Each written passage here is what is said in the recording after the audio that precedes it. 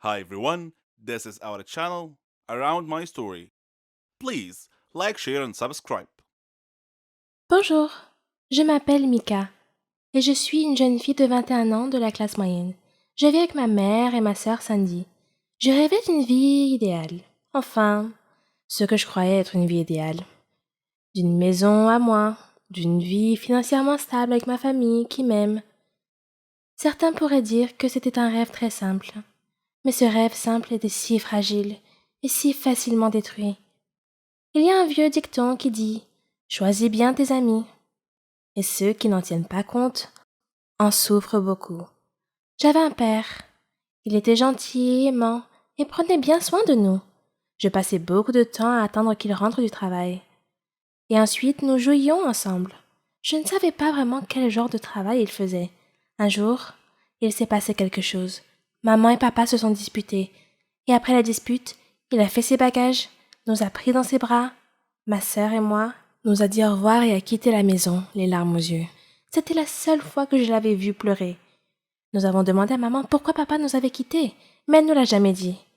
Par la suite, maman nous a beaucoup soutenus. Elle travaillait dur tout le temps, et elle était toujours là pour nous. Elle était une couturière très talentueuse, et tous nos voisins aimaient son travail. Elle a commencé avec une seule machine à coudre dans notre maison, mais son entreprise s'est progressivement transformée en un atelier avec 5 autres couturières qui travaillaient pour elle. Nous vivions mieux qu'avant. Nous n'étions pas riches, loin de là, hein. Mais notre vie était plutôt agréable. Mon histoire commence avec une fille nommée Sophie. C'était ma meilleure amie. Lorsque la famille de Sophie a emménagé dans mon quartier, sa mère a été la première à rejoindre la mienne, lorsque notre entreprise a commencé à se développer. Par conséquent, Sophie et moi avons passé beaucoup de temps ensemble, devenant peu à peu les meilleures amies du monde. Elle avait à peu près mon âge et m'adorait tellement qu'elle copiait tout ce que je faisais. Je pensais qu'avoir une mère amie comme elle était la meilleure chose qui me soit arrivée. Comme j'avais tort. Comme je le disais, elle faisait tout ce que je faisais. Mes loisirs, mes intérêts, mes peintures. Elle achetait même les mêmes jouets que moi et parlait à ma mère de la même façon. Même ma sœur Sandy a remarqué le comportement de Sophie. Elle pensait qu'elle m'imitait parce qu'elle m'aimait bien. J'ai raconté à Sandy que lorsque j'ai présenté Sophie à tous mes amis, au début elle était très timide et mes amis ne l'aimaient pas beaucoup. Mais après peu de temps, il semblait que tous mes amis s'étaient rapprochés d'elle et s'étaient éloignés de moi. Puis un jour, un nouvel élève nommé Pedro est arrivé dans notre école et dans ma vie. Toutes les filles l'aimaient bien. Il était intelligent, beau et faisait de la boxe. Lors de la cérémonie de remise des diplômes, Pedro m'a demandé en mariage. J'étais extrêmement heureuse. J'ai annoncé la nouvelle à Sophie. Elle m'a félicité avec un sourire discret. J'étais un peu déçue par sa réaction sans joie. Et quand je lui ai demandé qui elle rêvait d'épouser, elle m'a répondu que son futur mari devait être super génial et devait la mériter. Puis elle s'est mise à rire. J'étais loin de me douter de ses intentions à ce moment-là. Pedro et moi nous sommes mariés et nous étions heureux, si seulement les choses s'étaient arrêtées là. Chaque fois que nous sortions, pour une raison étrange, Sophie était toujours là au même moment. Elle prenait toujours l'air surpris, et elle se joignait à nous sans invitation. Elle avait l'air très sage et très cultivée. Pour ne rien arranger, Pedro a commencé à me demander de l'inviter à nous accompagner chaque fois que nous sortions. Il m'a dit qu'il la considérée comme ma sœur. Il a commencé à l'aimer de plus en plus, et moi de moins en moins. Et les choses ont commencé à changer. Pedro est devenu de plus en plus distant. Il a commencé à recevoir beaucoup d'appels téléphoniques qu'il me cachait. Chaque fois que je lui demandais à qui il parlait, il disait toujours que c'était juste ses amis qui l'appelaient. Et un jour, il a reçu une offre d'emploi qui l'obligeait à faire de nombreux voyages d'affaires dans une autre ville. Il a accepté l'offre sans même me consulter. Je lui dis que j'avais beaucoup d'inquiétudes à ce sujet, mais son attitude semblait un peu indifférente. Il a dit qu'il ne pouvait pas refuser une offre comme celle-là, que c'était pour le mieux. J'avais l'impression que ma vie s'écroulait. J'ai appelé Sophie et je voulais lui parler. Mais sa mère a répondu au téléphone et m'a dit qu'elle avait trouvé un emploi et a déménagé dans une autre ville. J'étais un peu bouleversée. Comment pouvait-elle partir sans me le dire, ni même me dire au revoir? Pedro a commencé son nouveau travail. Il a commencé à voyager beaucoup. Quelques mois plus tard, j'ai commencé à me sentir mal. Je suis allée voir le médecin et j'ai découvert que j'étais enceinte. C'était une belle surprise. J'étais si heureuse. Mais apparemment, Pedro ne l'était pas. En fait, il était tellement pas content qu'il m'a dit de me faire avorter. Je ne pouvais pas croire ce que j'entendais. Il n'était plus la personne que je connaissais. Nous avons eu une grosse dispute et j'ai décidé de quitter la maison. J'ai appelé Sophie et lui ai demandé de venir vivre avec elle temporairement. Quand je suis arrivée chez elle, elle a vu que j'étais enceinte et elle était choquée. Tout comme Pedro. Elle m'a dit qu'elle était fiancée, mais elle n'a pas voulu dire qui c'était. Au cours des jours suivants, j'ai remarqué qu'elle recevait beaucoup d'appels chaque jour, tout comme Pedro. Puis un jour, alors que je me sentais un peu nauséeuse, elle est sortie pour m'acheter des médicaments. Pendant son absence, son téléphone fixe a sonné et j'ai répondu. C'était Pedro. Je n'en revenais pas. J'ai vite raccroché. Lorsqu'elle est revenue à la maison, je l'ai confrontée et lui ai demandé pourquoi Pedro l'appelait tous les jours. Elle m'a dit que Pedro était celui avec qui elle était fiancée et qu'ils avaient décidé de se marier. Elle a dit que Pedro allait bientôt m'envoyer les papiers du divorce. Et quand je lui ai dit que nous attendions un bébé, elle a eu un regard fou et dit que maintenant elle devait tuer mon bébé et Pedro. Elle me prit par surprise et me frappa à la tête avec un fer à repasser. Et je suis tombée. Elle s'enfuit et me laissa étendue sur le sol, saignant et criant à l'aide. Des voisins sont venus et m'ont emmenée à l'hôpital. Ils m'ont sauvée, mais pas le bébé. Il m'a fallu 2 ans pour me réveiller de ce cauchemar, et j'ai décidé qu'il était temps de prendre ma revanche sur Sophie. Je suis allée chez elle, et je l'ai surveillée avec Pedro pendant quelques jours. Apparemment, ils s'étaient mariés, et avaient un enfant maintenant. Puis j'ai décidé de passer à l'action. Quand elle est allée au supermarché avec son bébé, je l'ai suivie. Et pendant qu'elle était distraite, je suis arrivée par derrière, j'ai pris l'enfant dans le chariot et j'ai couru. La vengeance était la seule chose à laquelle je pensais. Elle a couru après moi en criant que quelqu'un avait pris son enfant.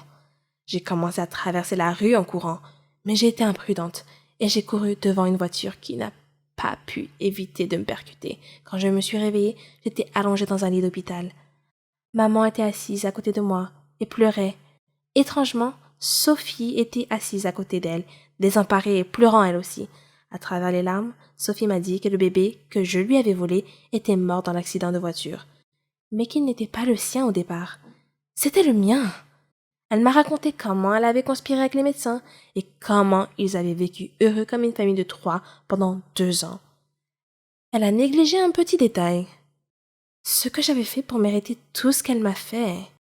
Lorsque la plupart des gens pensent à la dépendance, ils pensent automatiquement aux drogues. Cependant, une personne peut être dépendante de beaucoup d'autres choses, y compris le shopping, les réseaux sociaux ou, selon mon expérience, les jeux vidéo. J'ai essayé les rencontres en ligne pendant une courte période et j'ai rencontré un homme. Nous nous sommes entendus instantanément. Il était tout ce que j'avais toujours voulu. Il était grand et drôle, s'habillait très bien, avait de beaux cheveux et un bon travail. Nous n'étions jamais à court de sujets de conversation et il me faisait rire. Au bout de quelques mois, ces jeux ont commencé à s'infiltrer dans notre relation. Je faisais 45 minutes de route pour aller à son appartement et il jouait à des jeux pendant un certain temps. Au début, cela ne me dérangeait pas. Je m'asseyais et surfais sur Pinterest ou regardais la télévision sur le canapé pendant qu'il jouait. Puis, une fois sa partie terminée, il consacrait toute son attention à moi. Il se plaignait que son ex-copine se fâchait contre lui à cause de ses jeux, mais j'étais différente. J'étais décontractée et cool, et je ne faisais pas toute une histoire pour quelques jeux vidéo de temps en temps. La plupart des hommes aiment les jeux vidéo, je le sais parce que j'ai un frère et des cousins. Mais une fois que nous nous sommes sentis plus à l'aise l'un avec l'autre, les jeux vidéo sont devenus de plus en plus fréquents. Presque chaque fois que j'allais chez lui, il était sur son ordinateur, la souris et le clavier cliquant à toute vitesse. Il criait sur l'ordinateur et parlait à ses amis dans son casque. Je m'asseyais sur le canapé, surfant sur Twitter et Facebook pendant des heures, attendant qu'il finisse pour que nous puissions passer du temps ensemble. J'ai compris que c'était son hobby et sa passion. Il a été joueur professionnel pendant quelques années au lycée et à l'université. et il a gagné des milliers de dollars, ce qui était plutôt cool. Je ne me suis jamais plainte. J'avais beaucoup de patience et je ne voulais pas qu'il pense que j'étais comme son ex colérique. Ensuite, il a commencé à annuler ses rendez-vous plus souvent. Une fois que j'ai emménagé, j'ai réalisé que lorsqu'il disait qu'il ne se sentait pas bien et qu'il voulait dîner une autre fois, il était probablement en train de jouer à des jeux vidéo et ne pouvait pas se séparer de l'écran. Nous projetions fréquemment de passer des week-ends chez ses parents, dans un autre État. Je prenais des jours de congé et demandais à ma mère de s'occuper de mon chien. Je me réjouissais de passer du temps avec mon petit ami pendant les 4 heures de route. Au lieu de cela, soit il annulait à la dernière minute et jouait tout le week-end, soit il passait tout notre temps à regarder des gens jouer sur YouTube ou d'autres sites où les gens pouvaient diffuser leurs jeux en streaming. Il se levait le matin, s'asseyait devant son ordinateur et ne se levait pas avant d'aller se coucher.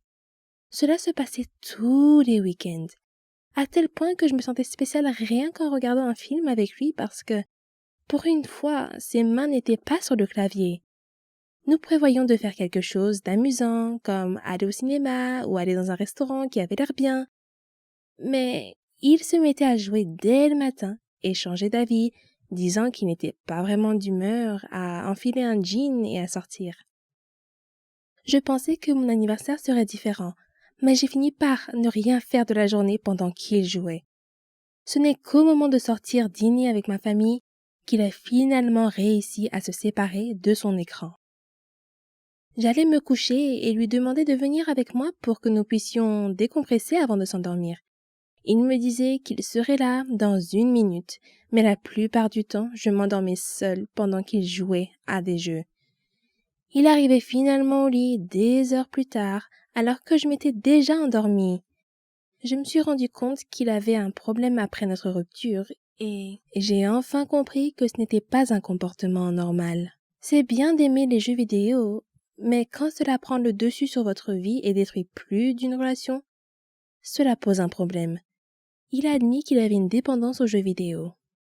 Mais tant qu'il n'aura pas reçu d'aide, il sera toujours en couple avec son ordinateur.